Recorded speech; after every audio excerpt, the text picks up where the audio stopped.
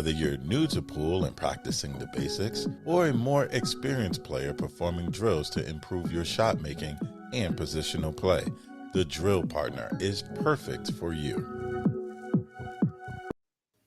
Mr. Panozzo, sir, where on earth are you these days, buddy? I am in Washington, D.C. What are you doing in Washington, D.C.? Oh no, I already lost. Hold on. Can you hear me, Mike? Because I can't hear you now. Check your audio. Maybe it's me. Let me know if you guys can hear me and see me all right. This show's already living up to its title. You can't hear me, Mike? No? Okay, hang tight if y'all can hear me. Let's see. Input. No. All right. Well, I can't hear you, Mike. Try refreshing if you can. Let me know if you guys can hear me and see me in the chat. Let me send Mike a little message here. Boy, this is already starting off to be a great show. Anyhow, Molina Mike here. Hopefully you guys are doing all right. I'm pretty pumped for this show. Mike's gonna refresh and then we'll bring him on in. I'm excited for this one. The last few years we've been trying to get them on the show. Dell says we hear you. Appreciate you, Dell. Hopefully you're doing good, buddy. Let me see if I can bring back in Panozzo. Mike. No? I can't hear you. I don't know what the hell's going on. I literally just everything was working just fine. All of a sudden we hit go. Check your audio settings, Mike, if you can hear me. I'm gonna send him to the back while he gets his stuff situated. Anyhow, I'm excited for this one. Like I mentioned, been trying to get them on the show for a little bit now, over the last couple years. So it should be a good show, and I'm excited to have on the director of Predator events. Let me see if I can bring in Mike. Mike, I don't think I can hear you, buddy. Well, I can see your bedroom now, so that's awkward. All right. I'm going to send you on back. Try one more time, Mike, if you can hear me. I'm going to send him another little message here. Refresh and settings. Mike's just throwing me to the wolves. He's in Washington, D.C. for a bowling convention of all things. Well, we got a ton of pool stuff to go and discuss. And on top of that, Mike just got done doing a BD live show, had some player interviews that I want to follow up with them on as well. So, but that'll be for another show. We should have a couple of more before I take off for junior nationals here in the next couple of days. So make sure and keep your notifications on. This whole Panozzo thing just got me all discombobulated over here. So anyhow, hopefully you guys have enjoyed your weekend. Mike sounds like he's back. I hear him back. Let's try it again. Mike. He gone. Well, looks like I might just be riding solo on this one until we get Mike situated here. So we'll do whatever we got to do. Yeah, just why not? So let me go ahead and bring in the guest. He's been hanging out in the back for a little bit already. Clearly, he's never been on a show as professional as this one. Vincent, welcome to Dogging It. How are you, sir? Good, and you? I'm Thank you doing for good. having me. No. Thanks for coming on. I appreciate it. For those who don't know, why don't you give us a little introduction as to your role within the Predator Pro Billiard series and how long you've been with them? So I'm a director of Predator events, so I'm managing all of the event that we do. We're sponsoring at Predator Group. So yeah, just all of the Pro BR series that you can see. But you've had a lot of history in the sport over the course of Oh, your you want the career. whole intro? Okay. Yeah. So We want yeah. the full background here. Full. Okay, so started in France about 20 years ago, working as a camera operator with Kozoom for 7 years. Start doing still photography too with JP Parmentier in Europe. Moved to the US 13 years ago. Start doing a lot more still photography. Uh, Worked with the action report, bonus ball, all of that as a camera operator too. Work on CSI stream as a camera operator. At the same time, I was working for Matchroom. I also did 6 or 7 Mosconi Cup, US Opens, all of that as a still photographer with JP.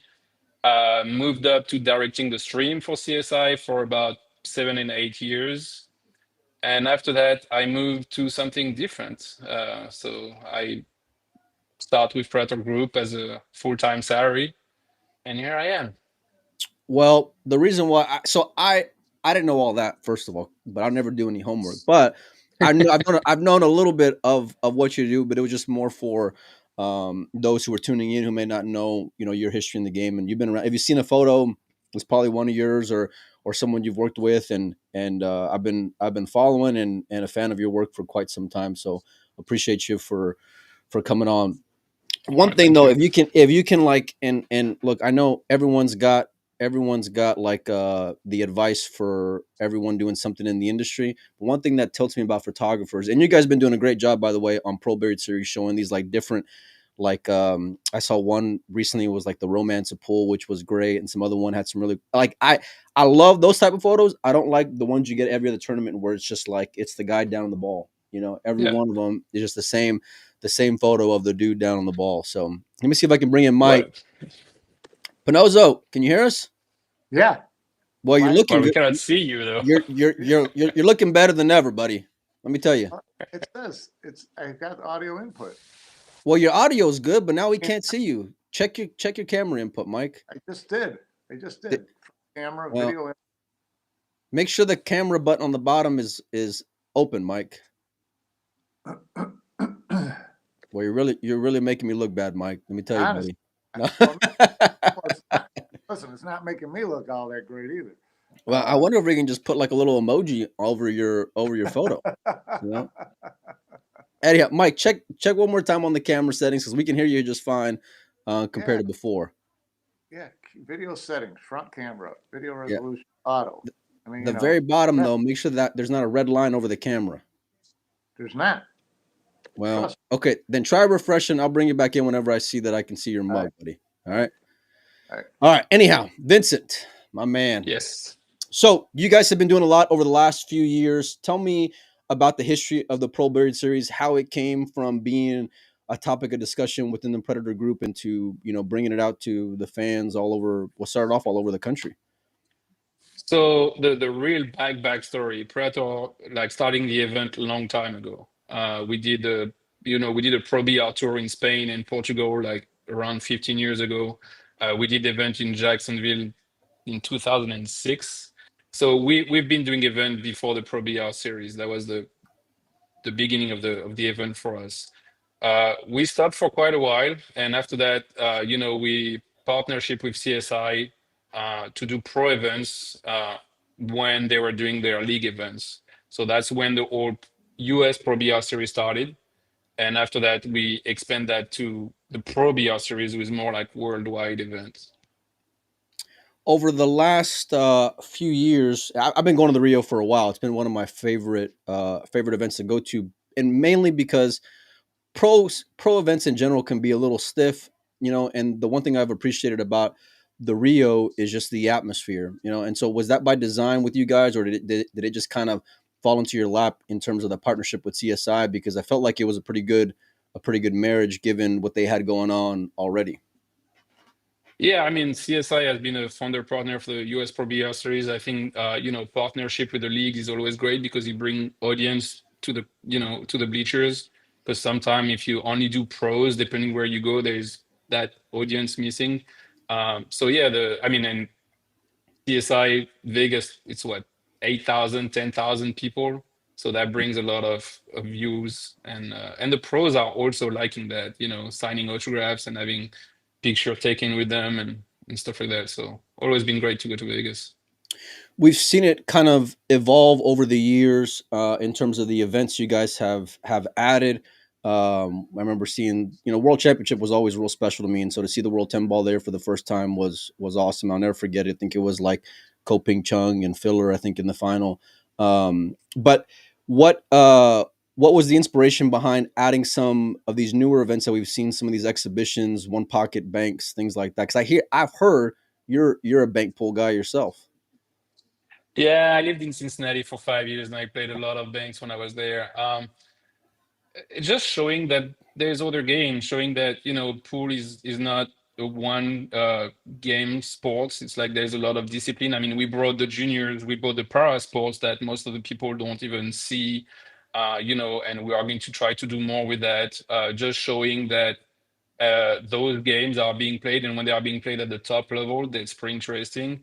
And it was also targeting to the American audience. Banks is a Midwest kind of game. I mean, St. Louis, Cincinnati, Louisville, all of those. And one pocket. I mean, when you can have the top playing each other in one pocket, that's pretty interesting. So that was the idea of bringing other games and showing that we are not only promoting, 10 ball or anything like that. We want to promote all of the games.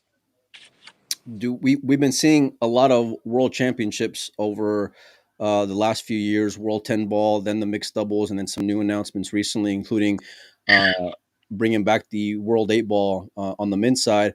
Is there any hopes that we'll have any kind of one pocket world championship coming up in the near future? There is hope. Yeah. It's more like a timing issue, a venue issue. It's not easy to get venue for that long for pool tournaments. If you speak one pocket, if you want to do a world championship one pocket, you need to play the game the right way, and you cannot, force the people to play a different way for one pocket. And the field cannot be that big either if you want to not have a 3-week tournaments. So, I mean, I'm being serious. No, Like, no, I get I'm it. I saying get it. like, Yeah. Yeah. especially for those players. I mean, the way they played for a face-off is also different than the way they are going to play for a world championship title, right? The Right. face-off, Yeah. it's invite. It's more like let's show what you can do, guys. Now, when you go for a world championship, they are not going to play the same way. So yes, there is hope. I don't give you a timeline for that. Well, I was kind of just talking in jest, but it's pretty cool that to hear. Like, I'm assuming there's been like at least some discussions being brought up or things like that. Yeah. Yeah, that's awesome to hear. All right, Mike, can you hear us? All right. I can hear you just fine. Can you hear me? Yeah, Yes, we can. you're looking a little uglier though. That's for sure. Yeah, Uh, I was better. Well, it was the weirdest thing on my iPad, it showing me, and then then it immediately went black. I could not figure out why it kept popping to black. you're So, looking anyways, I'm doing it on my phone. But anyways, you're looking better than ever, buddy. All right, let's bring you on in, buddy. What do you got? what I got? Well, I have nothing. Vincent's got everything. So, listen, we talked about it before, and I talked about it on BD Live this week. Is in a span of about 3 weeks, Predator dropped a lot of events, which was great to see. Events all over the world, all different. It's kind of a not really a template, but this, your events, you have an open, a women's, and a doubles. It's this way of, and I've always loved having the women and the men playing the same venue at the same time. I've always loved that. I've always missed those years where that happened. So I do love that. But obviously, with all those announcements comes a lot of questions. And I'll start with one, which is a lot of the announcements came without much information in terms of prize money or in terms of field size or in terms of format. What can you tell us about? I mean, you announced Vietnam, Indonesia, Florida, and Indonesia in Bali with the World 8 ball. What can you tell us about prize funds overall, prize funds for the different venues, split up between the 3 disciplines or the 3 tournaments within each? So the price fund for World Championship stay the same as last year. So the men is going to be 250, the women are going to be 175. The field is bigger. At least for the men, we open to 96, and I can explain why. And I Okay. can explain why the prize money stay the same too. It's because the WPA decided to also lower the entry fee. So more player, but lower entry fee. So 96 players for the men, 64 for the women. And we also organizing stage 1 for the men in Vietnam and in Bali. So stage 1 for World 10 ball and stage 1 for the World 8 ball in Bali. And what will stage 1 entail in terms of numbers or format? So it's pretty. So the breakthrough of the qualification spot: 32 for WPA ranking for men, 32 for Continental Federation, 16 wildcard, and 16 qualification spot for stage 1. Okay. Okay. And the really, the real reasoning for the 16 wildcard, because we never had that before, is because of the ranking points that some of the players lost because of the What I was gonna political ask. issue last Yeah. year. Well, even at that point, I mean, I think that there's, if you look at the top 24 players in terms of players who lost all their WPA ranking points, even 16 wild cards doesn't, give them all spots. So they'll be. It sounds like it could stack up to a pretty interesting qualification brackets. Yes, we are not going to be able to pick all of them, and that's also fair to the players who did play WPA tournaments to Yeah, be able sure. to still keep their spots, because we also didn't want to lose the spots for the Continental Federation and for the WPA ranking. The 16 is a pretty good spot, I think. It's going to be interesting. I'm not the only one, picking the players. There's multiple people, and the WPA needs to agree on that. So Yeah. I was gonna I was gonna ask, how have the last few years gone for you guys in terms of all the craziness and issues going on in the world of pool? I'm sure you guys have seen WPA and Matchroom have some fun over the last 2 years. Can you share your thoughts with any of that? I think we got through into that without really being in that. We kept working on our tournaments. We kept working on making our format better. We kept working on pushing the women that we are pushing a lot. We kept making our format better, trying to think of different formats.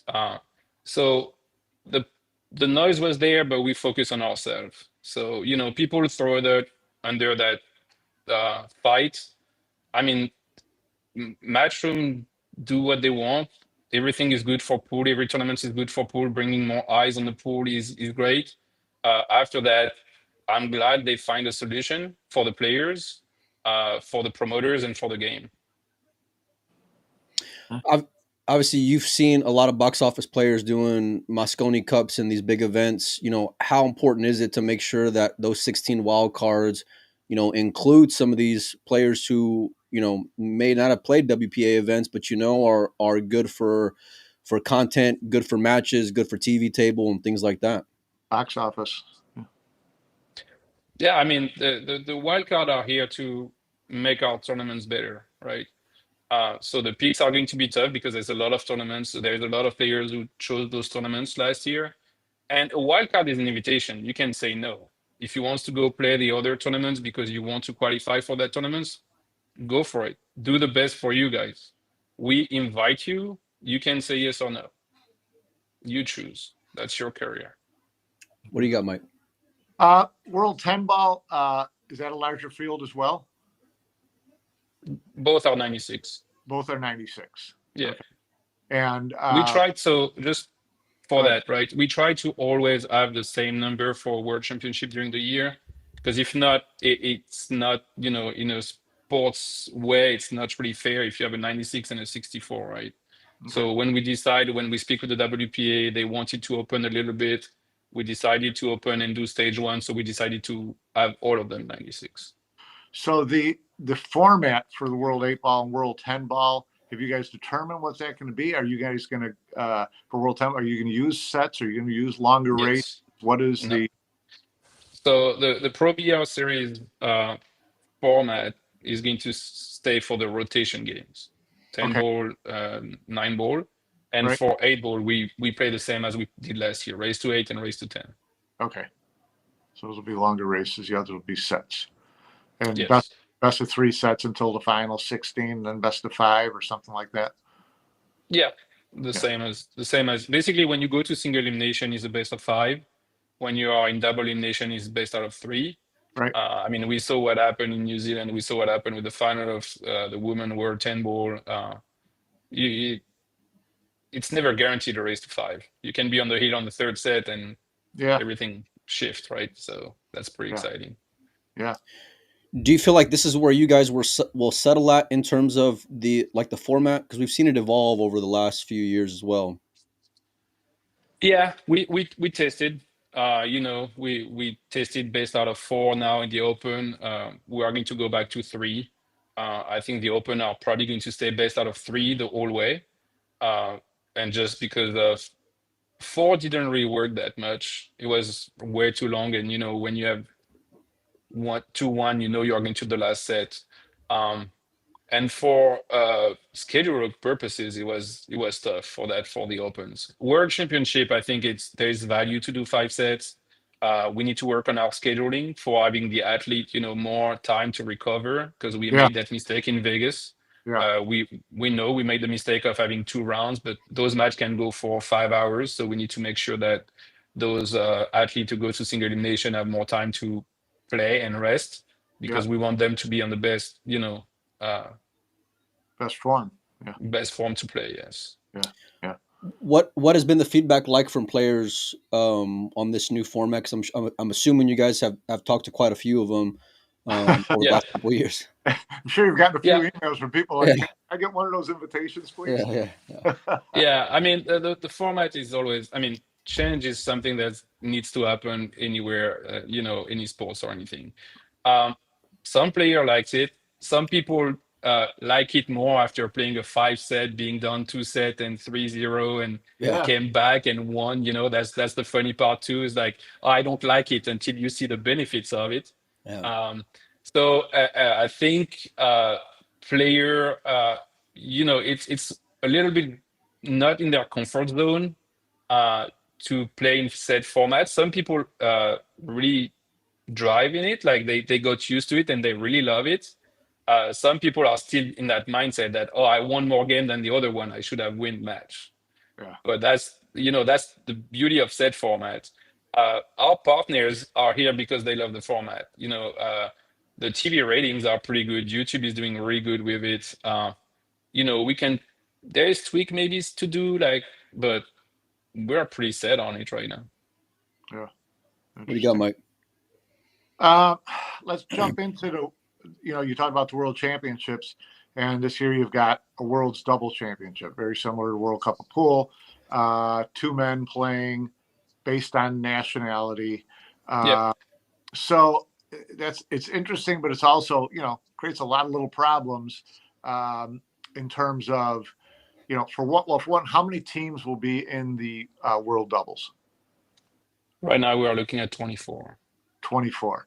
Okay, so if it's a WPA World Championship, I would assume WPA and their federations are going to have a hand in picking the players from each nation. It's still in discussion, so I'm going to be honest with you. It's still in discussion with WPA. Okay. Because the men double is an interesting one. It opened the door to do a lot of more World Championship doubles because you can have mixed double World Championships. You can have double women World Championship. The world team that we wanted to do this year, to be honest, we couldn't do it because of a time. The venue was not available for enough time. So that's one of the reasons we couldn't do the world team, but we really wanted to do that. And we are working to bring that next year because the team format is great for everybody. So it's still in discussion for the teams, for the double. So is part of the discussion based on the fact that there are a lot of players without points who would get left out of obvious picks for certain nations? It's one of the discussion. The other discussion is also to have players who don't leave their country and they are just playing in their country and they get picked compared to someone who travel and play all of those WPA event tournaments, but doesn't play in his country for obvious reasons because he's traveling too much. So there's 2 discussions at the same time.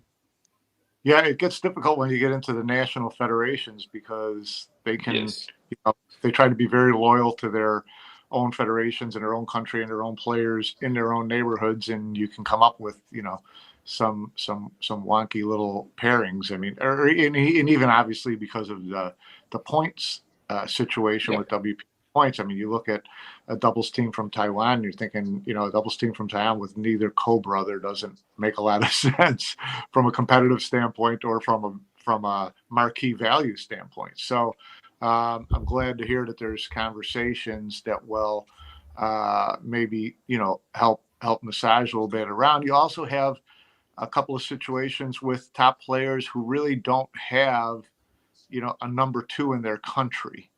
I think of a Dennis Gray, people like that. How do you give any He has a consideration? good junior. I was gonna I say, mean, Mike, you junior can't won the show world. Yeah, Carl Natterberg. You can't show yeah. him love the. Well, To yeah, Kyle Carl? Natterberg. Okay, Yeah, I lied. That's what I was waiting for you. Where are you going with that one? yeah. But no, the funny part is also how do you pick those 24 teams? Yeah, that's Because tough. Yeah. there is team that um if you go by WPA ranking, some teams are not in there Right, when they have top players. So right. And I think my point was more like there's not a number two, but you have a real high ranked number one, Mhm. and putting a two-person team together might not live up to the level that a lot of these other teams do. So that becomes a tricky situation. Obviously, situation with Federer is tricky. Well, it's not even tricky. I think yeah, Russia it's not tricky Russia for. I mean, Russia it, can't handle. it, He can't yeah, play. it's a WCBS, WPA decision. Yeah, It's not us.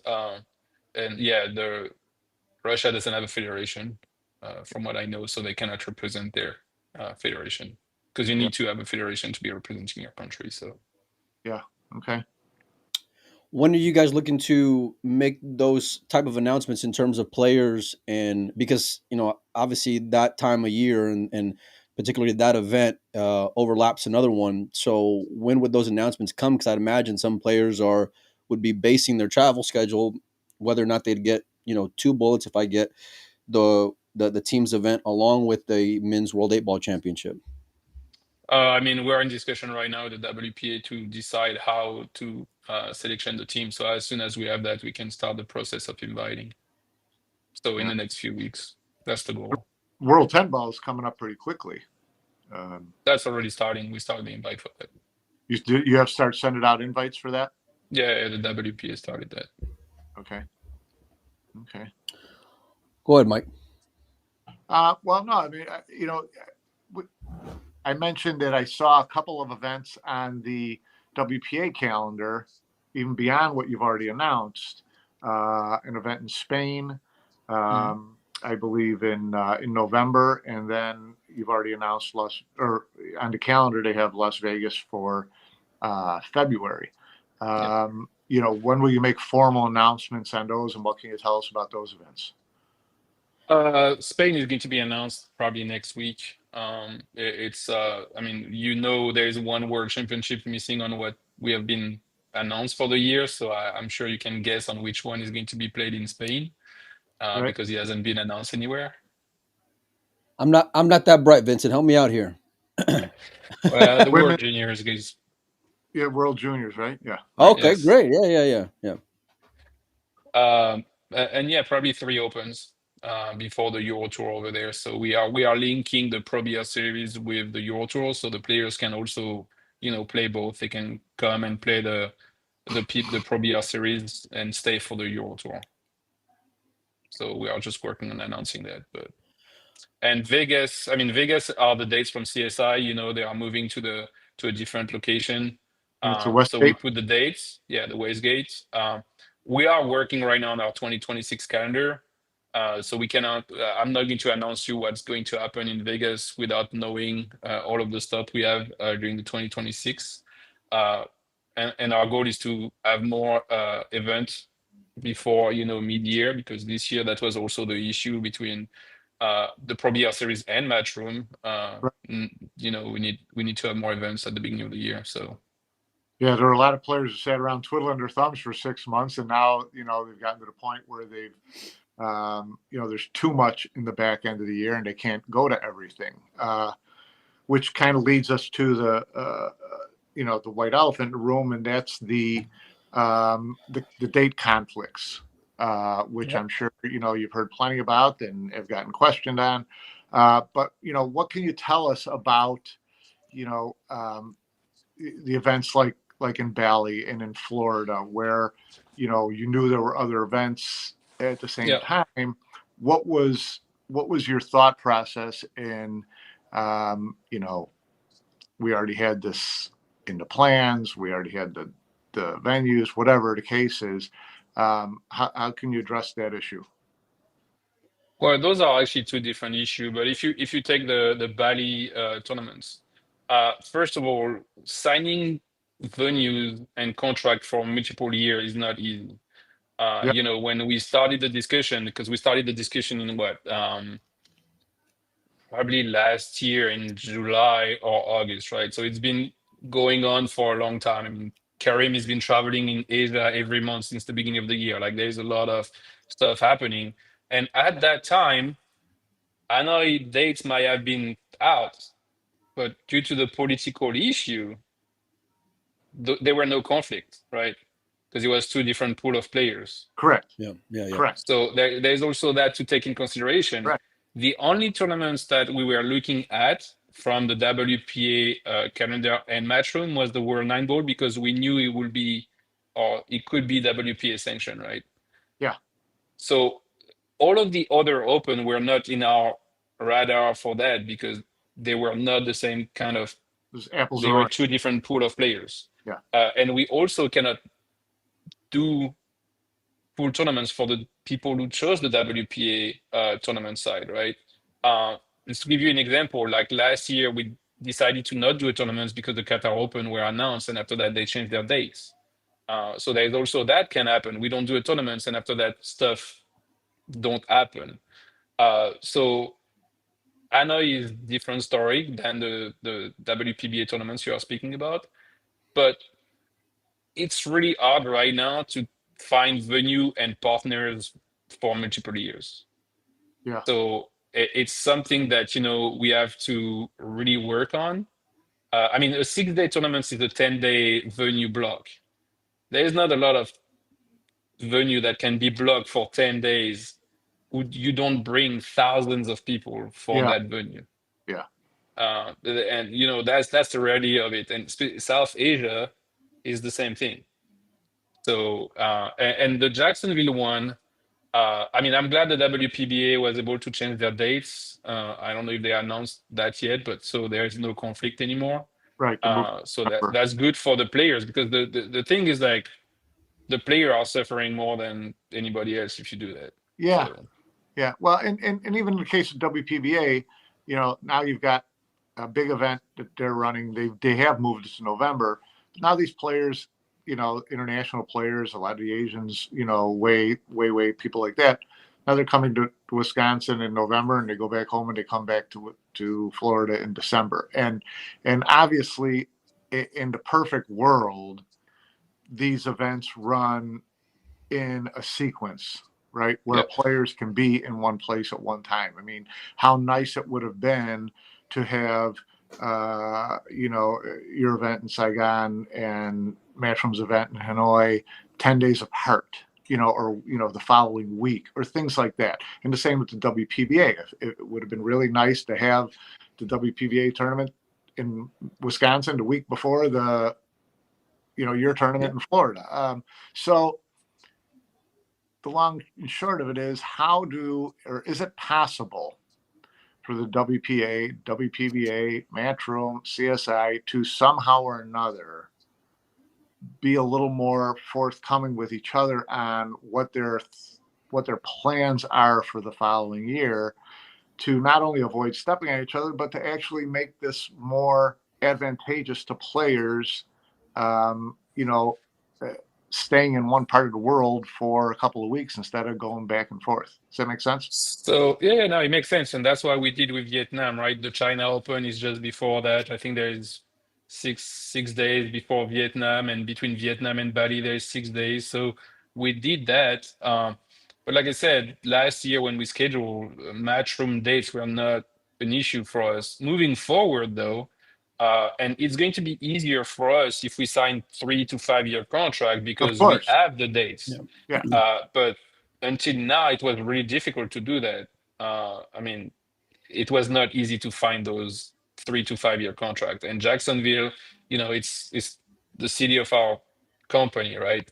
So it was really important to bring a tournament back in Jacksonville because we had, I don't know if you remember, but 2006, we had a tournament in Jacksonville, and it's actually going back to the same hotel. So, but it's important for us to have that, and the fact of we couldn't not sign a contract because of that, losing a 4-year contract.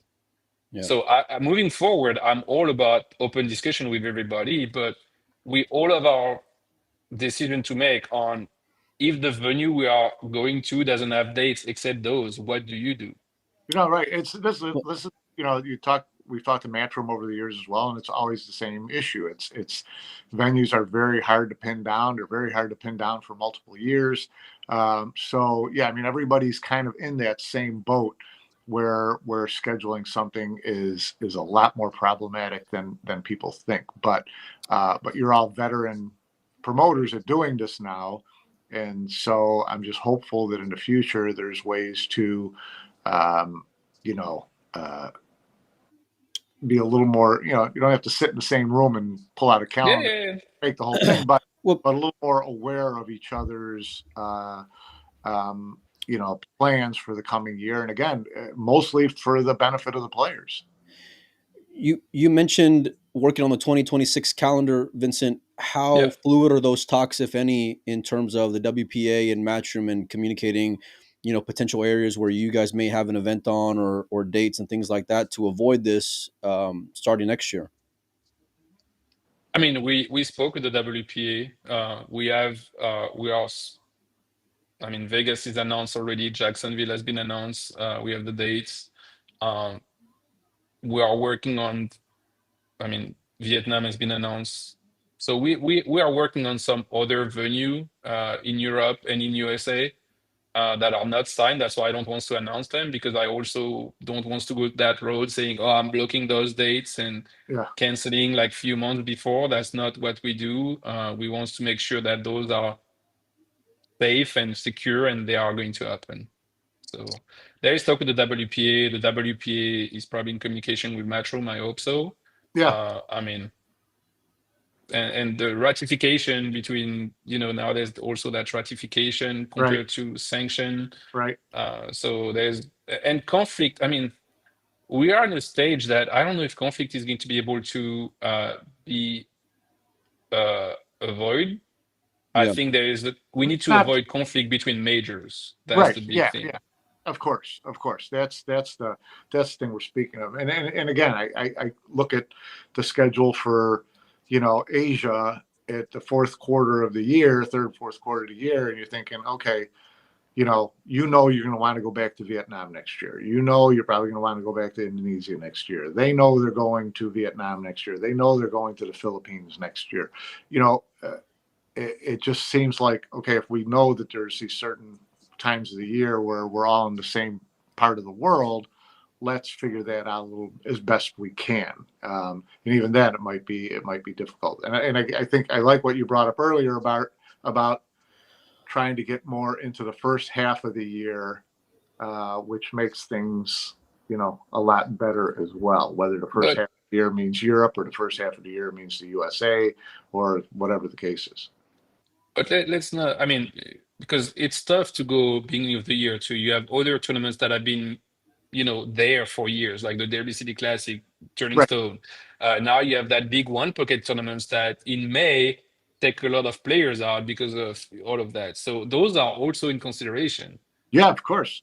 So, and it's something that when you look at the calendar like that, like I said, it's really odd because you have the Euro Tour that's, six Euro Tour, 3 European Championship. Like it's there's not enough week right now, and that's a good problem to have compared to a few years back when we didn't have enough tournaments. So no, it is, but again, you're talking about majors as opposed to you don't consider, and nothing against the Euro Tour, it's fantastic, but I don't consider those majors that would, that you'd have to avoid. I'm thinking more of tournaments, Derby, just because of its popularity, the International Open in Florida in November, things like that. Those are what I consider more major date conflicts. But yeah, like you said, it's a better situation now that there's an abundance than there being a dearth of tournaments. So we'd just like to get, I think we'd all like to see a better, better communication and better results. What can the players expect in terms of the commitment from the Pro Billiard Series and Predator to these World Championships and continuing them? Like, how far long out are these contracts to continue to host these events over the next 4 or 5 years? I mean, I'm not going to tell you how far along are the contract, but we are not going nowhere. We want to continue those World Championship. There is talk of, I mean, like I said, we are adding one right now. There is talk of adding more World Championship. I mean, we spoke, briefly about other games. I think the team aspect, like I said, mixed double or double woman can be somewhere. It really depends on the field you can have to, but I think the woman is the level is really going up right now. So there is really interest in that. And yeah, those World Championship are here to stay. We are not going to give those away. Yeah. I How do love you? everything you're doing with the women. I mean, I love that there's more opportunity for the women and there's bigger events for the women. So applaud you guys for that. How, I mean, we did a women showdown. We never did a men showdown. How was that? well, how do you dog not having the world teams this year? That was probably the best event, and Well, especially the best finish that we've seen yeah. in So professional pooling that forever. that that's why I explained. Like because of the dates in Bali and Yeah, the time that the venue was available, we couldn't do the world team because those matches are long matches, right?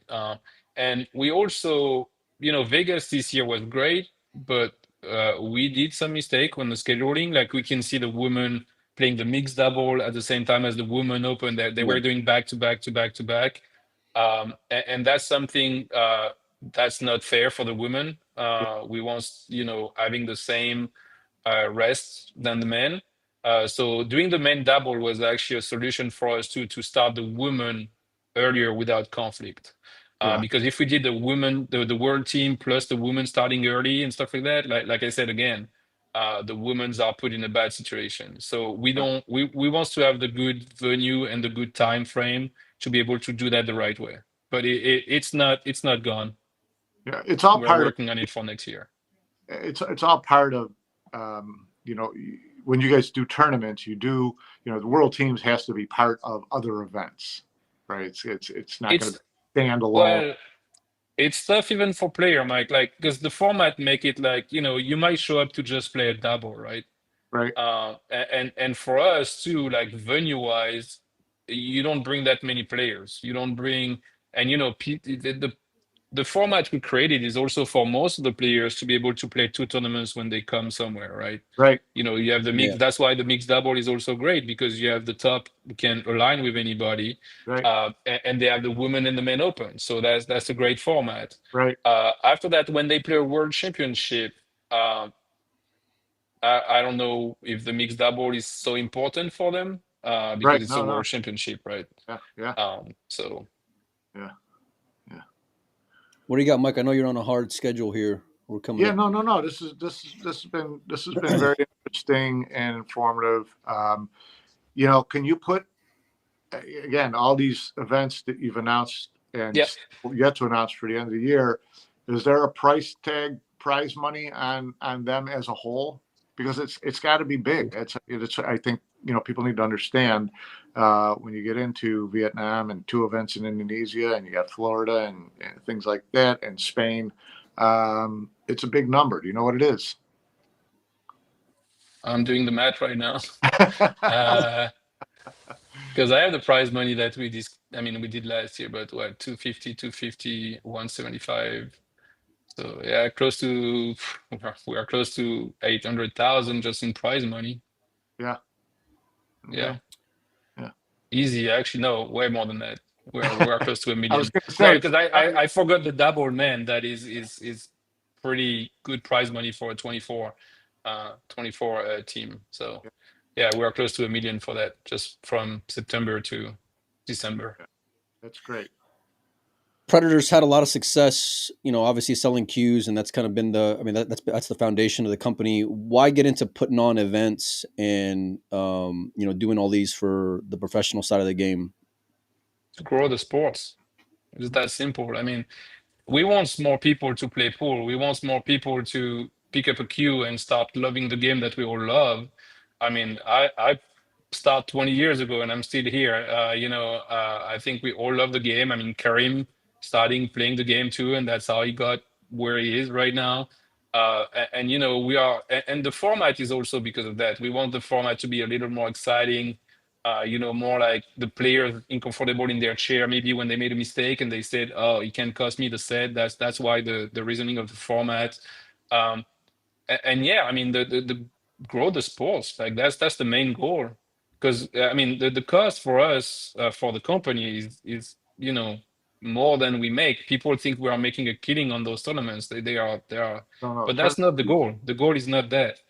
It's a different, like, that's why we also, free on YouTube, free on BR TV, free on all of that. We want more eyes on pool.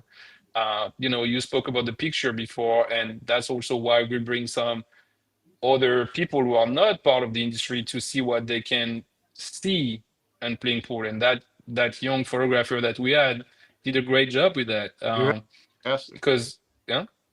Yeah. So yeah, it's just to grow the sports. I mean, it's just there's so many people playing that sports, and we can make it grow better. So. Yeah.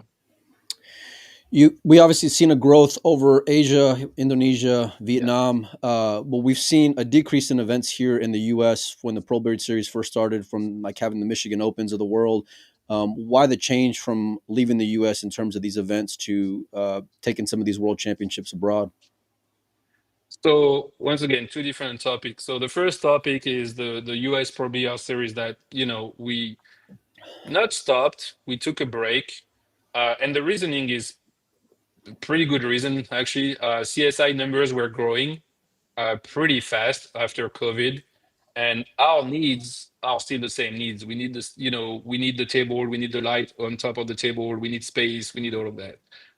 And basically, CSI was hosting us on their venue, and at one point we couldn't accommodate both parties, right? Like Right. they needed more tables because they needed more players to be able to play the state championship. So we just decided to stop those for the time being. We kept Vegas. We are working on trying to find other venue that can accommodate both in the US. So that's not something that it's gone forever. It's just like we needed that time because, like I said, they are growing and that's great for the sports. But yeah, we couldn't accommodate both in those venues. So now we are working. And after that, the fact that that stopped and the move to South Asia is totally different story. South Asia is just booming right now. Vietnam is Yeah. Right. just Yeah. Yeah. crazy. I mean, you went there. Indonesia is the same. I mean, so it's also where the market is, hot right now. The fans are crazy. They love the game. I mean, you've been to Vietnam. You see that everywhere. So it's two different. We didn't stop one way to go the other way. It was two different direction at two different time. But I mean, How much? CSI is still a big partner for us, so we are Yeah. working on finding other dates. How much realistically did the lack of support from U.S. players for the Pro Billiard Series in the U.S. How much, or did that impact your guys' decision? It had to be. No, yeah, I mean, a little disappointing, but that was not part of the discussion. Okay. Because we had a big follow from the European side. Yeah. The European pair were traveling to those tournaments.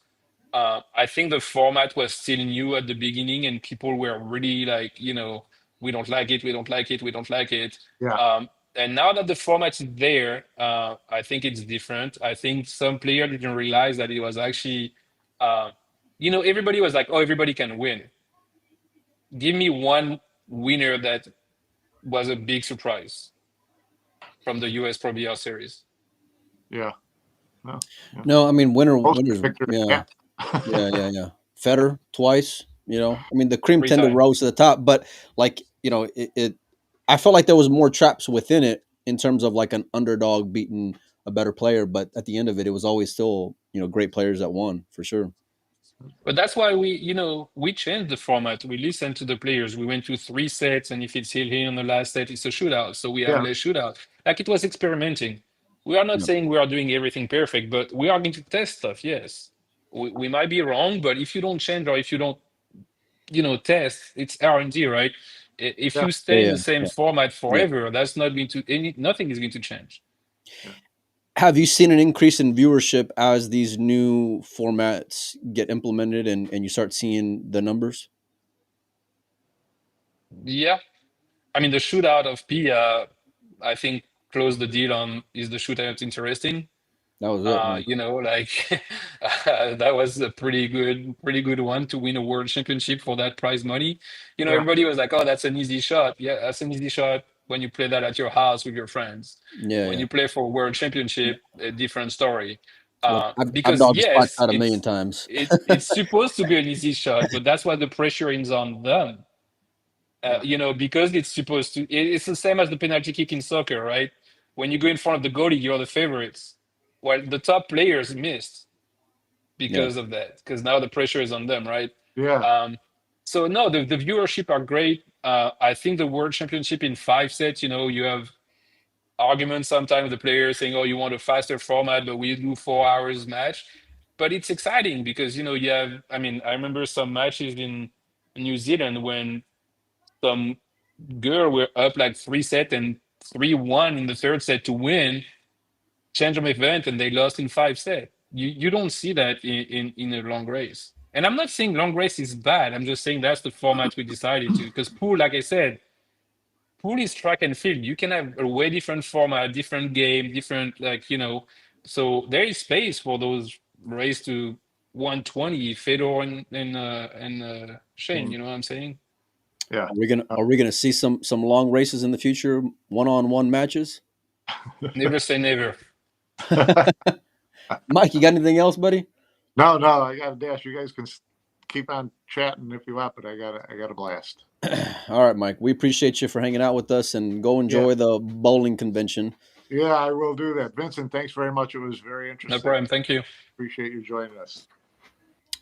So, Vince, what's the future in terms of like additional events? And I know you've kind of hinted at it a few times, but can fans expect to see more from you guys starting next Oh year? yeah. Yeah. Like I said, we're going to do R&D and testing. We have some ideas. We introduced some new game this year at the beginning with Vegas, so that was a test, and everybody loved it. I mean, even the players, Skyler and Billy were super happy to have another bank tournaments because the only one they have is basically Derby, right? There's some smaller Right. one with Texas Open doing some mini bank or stuff like that. But and targeting what we do to where we go is also important. Targeting to the market you are going. So, we'll not go to Vietnam and do a bank pool tournaments in Vietnam. That doesn't make sense. But yeah, we have plenty of ideas. And like I said, just working on them right now for 2026 and where we can implement those. I mean, I like it, man. Hopefully those wrinkles kind of get ironed out in terms of scheduling and things like that, so that you guys can. I mean, everybody can maximize, and at the end, the fans can maximize their viewership. In terms of the Pro Billiard series, you mentioned YouTube and Pro Billiard TV. Is having it on those free avenues? Is that something that's going to continue going forward for you guys? Yeah. I mean, we have BR TV, so that's Yeah. already one. We have Pro BR TV on YouTube. We are not looking at doing something different. No, like not at the moment. So I'm not saying, like I said, never say never. But right now, like I said, the goal is really to have people watching pool and enjoy pool without a gate to come and watch pool. How difficult has the last couple of years been for you guys, like seeing maybe some of the things online on social media, while you guys are just keeping your head down, working and plugging away, not to mention the other stuff behind the scenes that you guys are working on that nobody ever hears about? Yeah, I mean, like I said, noise is always going to be here. We're just focusing on ourselves and grow our part. The team is growing and grow the sports. Like I said, people are always going to speak. Always, if you do good thing or bad thing, you cannot accommodate everybody, right? Right. And like I said, what Mushroom does is great. What we do is great. What everybody does to make the sports grow is great. So at one point, and the thing, sometime, yeah, you see the comments on our YouTube and you see all of that. Why? I'm just, that's the question. It's like like grow the sports is better than anybody. So Yeah. we do, and even those tournaments that we're sponsoring the Texas Open, who's been there forever. There's other tournaments that are doing great stuff, other tour that are doing great stuff. Like Asia is doing stuff that we probably don't hear here. Yeah. So everything to grow the sports is a good thing. We've seen events like the Mosconi Cup, kind of grow into the monster they are. We've seen ranking points over the season matter, and I think that's a big part of like the drama that you can appreciate during individual events. How do you have something where it's more sport like in terms of a season to where players can work towards like some end goal? Well, we just announced the All-Star Week, the Pro BR Series All-Star Week for 2026 in Jacksonville. So that's basically going to be, the format is not decided, but we are going to bring and use the ranking to bring probably top 16 men and top 16 women. And I said probably because, like I said, the format is not, you know, Yeah.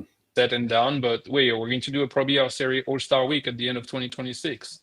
Uh, with a lot of format we can play, a lot of different stuff we are working on. So yeah, that's going to be the end of our season. Well, I appreciate you making time. I know it was a lot of a lot of questions and a lot of different directions we could have gone, but thanks for coming on the show. And you No got anything problem. else before we get out of here? I mean, no, no. I mean, like I said, we covered a lot of stuff. I think it was important for people to see our point of view and hear from Yeah. us. You can follow what we do Well, on our website and YouTube. So on that note, over the last couple of years, I mean, and we've talked about this off air in terms of like me trying to reach out and things like that. But why the silence over the last couple of years? And if you want to say I never reached out, that's fine too. I'm totally good with it. But just because you guys are obviously so vocal online on social media and things like that, and so and you guys you don't have your head under the sand. You've been seeing all the bullshit going on over the last couple of years. yeah, I mean, like I said, the noise is always going to be here. And like I said, we've been working. If you mention Karim or anything like that, he's been working.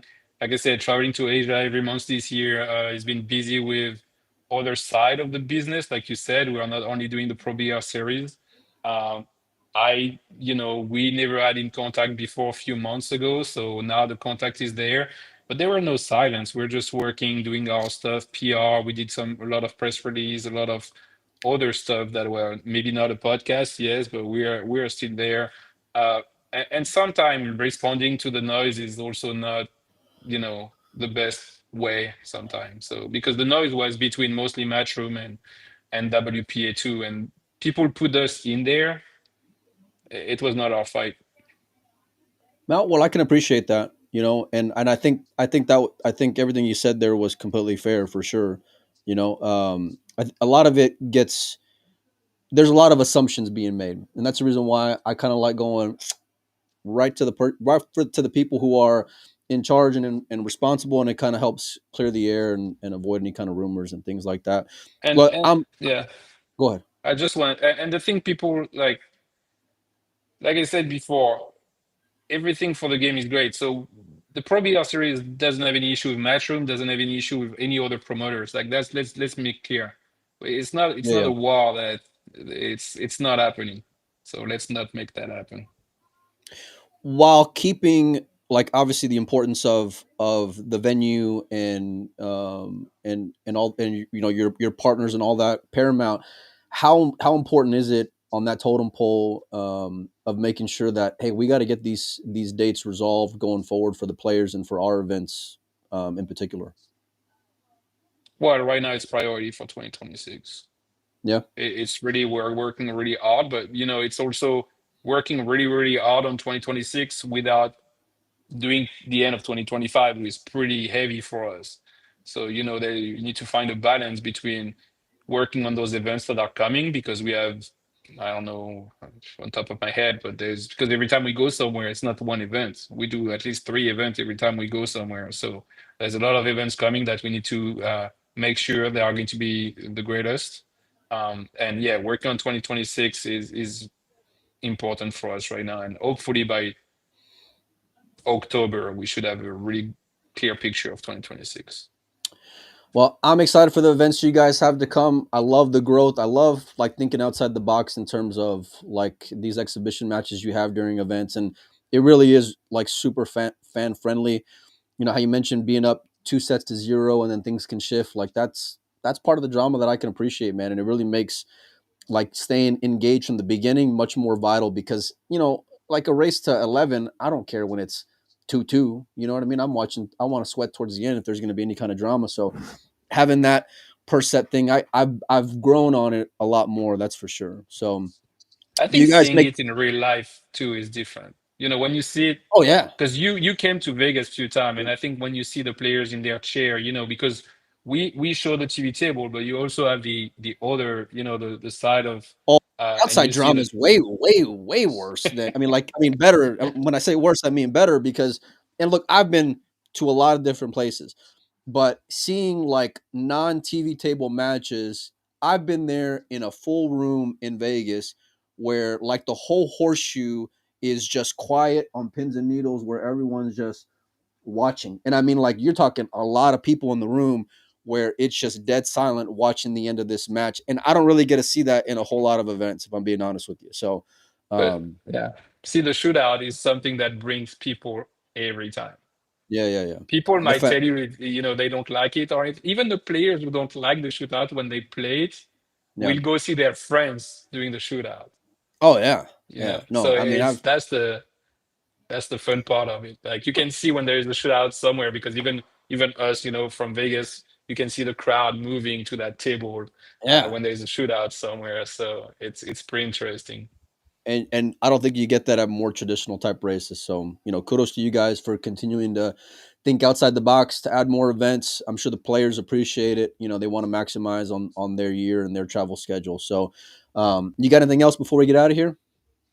No, I mean I think we covered most of it, and I mean I might come back. Who knows? Yeah, we'd love to have you on ahead of events. I'm gonna try my best to get out there to Ho Chi Minh City. I've never been, but I absolutely love Vietnam. Fell in love with it, and so I can't wait to go back a little later this year. So, thanks everybody for hanging out with us. We have more shows coming up, including some women's World 8 Ball stuff, preview show, and previewing junior nationals as well. So make sure and keep your notifications on. Vincent, I appreciate your time.